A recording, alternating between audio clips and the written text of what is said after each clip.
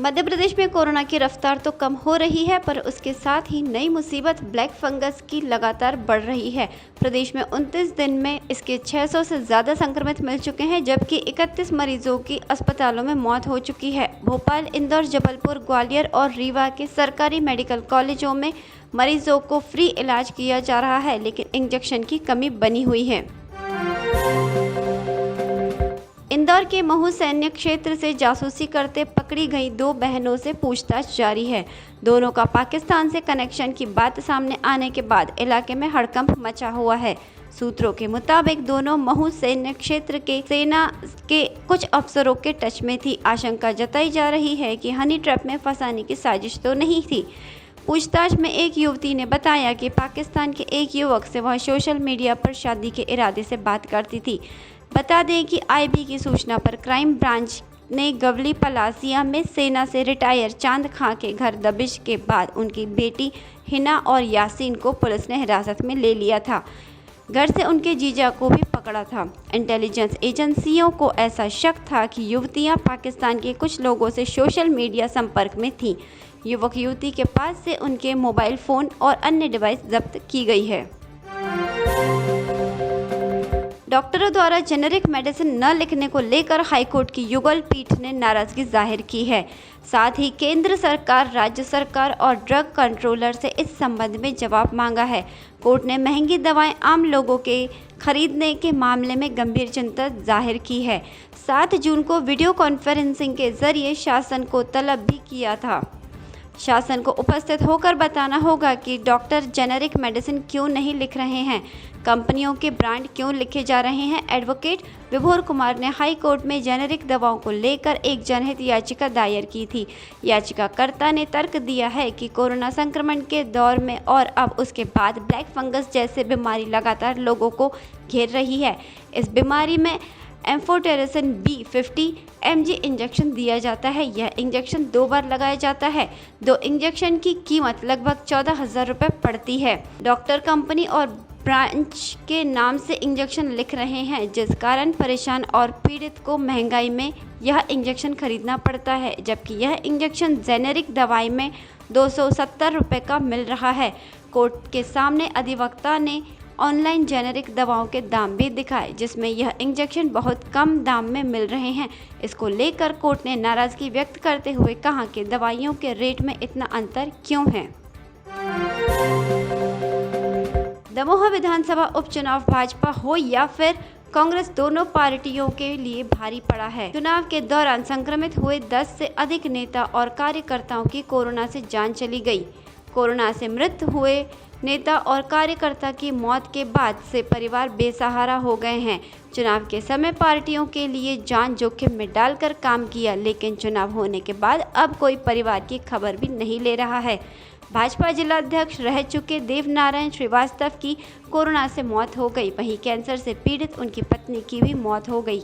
माता पिता की मौत के बाद उनकी बेटी सोनाक्षी सामने आई। उसने अपने दर्द बयां करते हुए कहा, पिता दमोह उपचुनाव में पूरी ताकत से लगे रहे।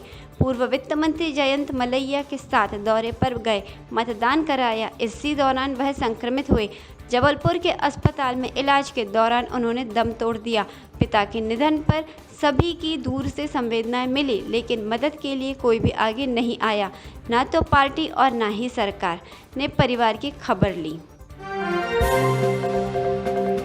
कोरोना से मरने वाले सरकारी कर्मचारियों के परिवार को 5 लाख रुपए के मुआवजा कर्मी के पति अथवा पत्नी को दिया जाएगा। वित्त विभाग को मुख्यमंत्री कोविड-19 विशेष अनुग्रह योजना को लागू करने का आदेश जारी कर दिया है। योजना के मुताबिक मृत कर्मचारी की कोरोना की रैपिड एंटीजन या RT-PCR टेस्ट रिपोर्ट अनिवार्य है। राशि का पहला हक मृतक की पत्नी अथवा पति का होगा। जिस दिन मौत हुई उस दिन शासकीय कार्य में कार्यरत होना आवश्यक है। वर्तमान में कोविड-19 योद्धा कल्याण योजना के तहत जिन परिवारों को आर्थिक सहायता प्राप्त करने की पात्रता है, उन्हें योजना का लाभ नहीं मिलेगा।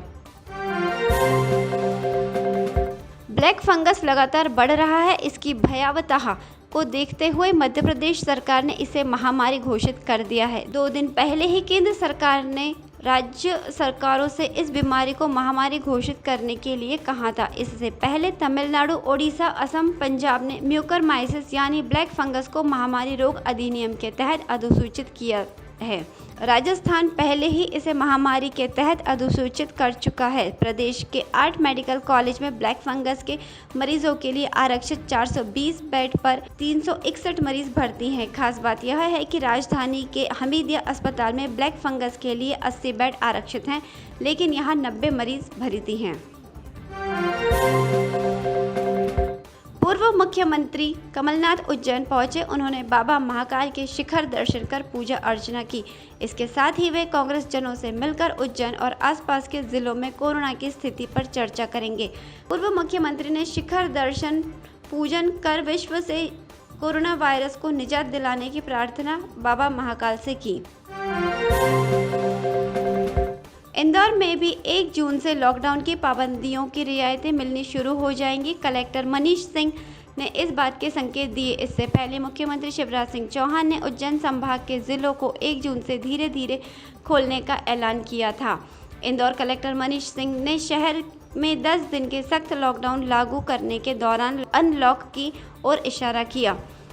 उन्होंने बताया कि फिलहाल राशन दुकानों को 7 से 8 दिन के लिए बंद किया गया है। इसके बाद ये 1 जून से खुलेंगी। शुरुआत में हो सकता है पहले की तरह इसका समय 12 बजे तक ही रहे।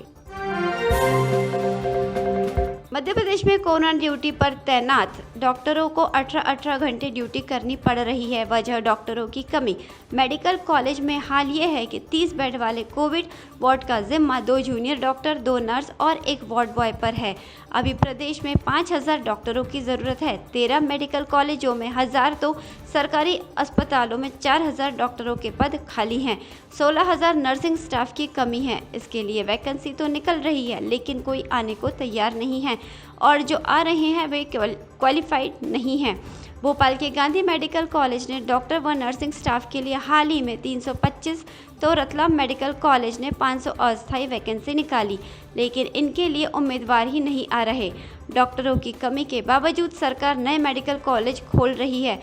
ऐसे में सवाल ये है कि तीसरी लहर की तैयारी में जुटी सरकार बिना डॉक्टरों और मेडिकल स्टाफ के कोरोना संक्रमण से कैसे निपटेगी। ताऊ-ते तूफान के जाते ही गर्मी ने अपना असर दिखाना शुरू कर दिया। 2 दिन में तापमान 5.5 डिग्री सेल्सियस बढ़ गया। अधिकतम तापमान 37.3 व न्यूनतम तापमान 28 डिग्री रहा। मौसम साफ रहने से आगामी 3-4 दिनों में तापमान 40 से 41 डिग्री के पास पहुंच जाएगा, जिससे गर्मी बढ़ेगी।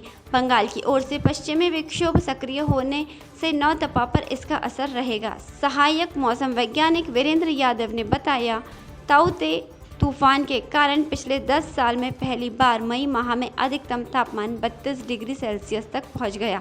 अन्यथा हर साल मई में तापमान 40, 42, 43 डिग्री के आसपास रहता आया है।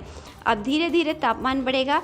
25 मई से नौतपा शुरू होगा, लेकिन बंगाल की ओर से पश्चिमी विक्षोभ सक्रिय होने की वजह से तापमान में गिरावट होने की संभावना रहेगी।